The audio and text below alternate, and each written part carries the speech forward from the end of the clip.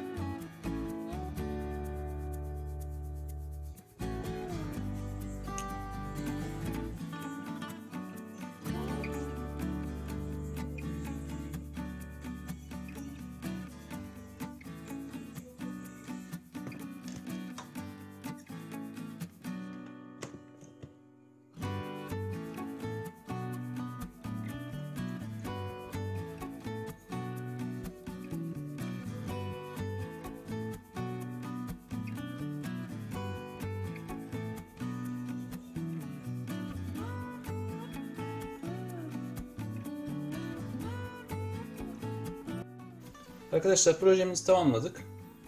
Birazdan test aşamasına geçeceğiz. Amatör olarak yapmak istiyorsak kullandığım kabloyu size şöyle göstereyim. Bilgisini vereyim. Sıfırlayalım. Bakın arkadaşlar şu kalınlıkta kablo kullandım. Yaklaşık 2 mm. Umarım tam gözüküyordur. 2 mm. Hatta kablonun dış kalınlığı da 4 mm. Diyeceksiniz ki ne kadar saracağız? Arkadaşlar şimdi birazdan size grafik vereceğim. Amacımız burada voltaj değerini yakalamak. 15 volt ile tek sarım için söylüyorum. 15 volt ile 19 volt voltaj değerini yakalamak. İki trafoyu birbirine önce paralel bağladık. Çıkışlarını seri bağlayaraktan yaklaşık 30 volt 36 volt arası bir değer elde ettik. Amacımız bu değeri elde etmek. Bu değeri elde ettikten sonraki kalan aşama soğutma aşaması. Soğutmamız için de şöyle bir fan kullandık. Yeterli mi? Buna yetmez mi? Çok sık kullanacağımız bir şey değil. Yani profesyonel bir makine olmadı sonuçta. Ama çok sık kullanmayacağımı düşünerekten benim için bu fan yeterli. Ha, isteyenler şuraya üst kısma da fan koyabilir. Buzdolabı fanları var. Güzel. 220 voltluk şu kısma da fan koyabilir. Hatta buralara termostat koyup aşırı ısındığında akımı kesecek şekilde de hattı kurabilir. Ama şu an bu benim işimi görüyor. Ufak işlerde punta atabileceğim. Ufak kırılmaları onarabileceğim bir makine olarak işimi görecek bir makine oldu. Projelerimizde de sık sık kullandığımızı siz de göreceksiniz arkadaşlar.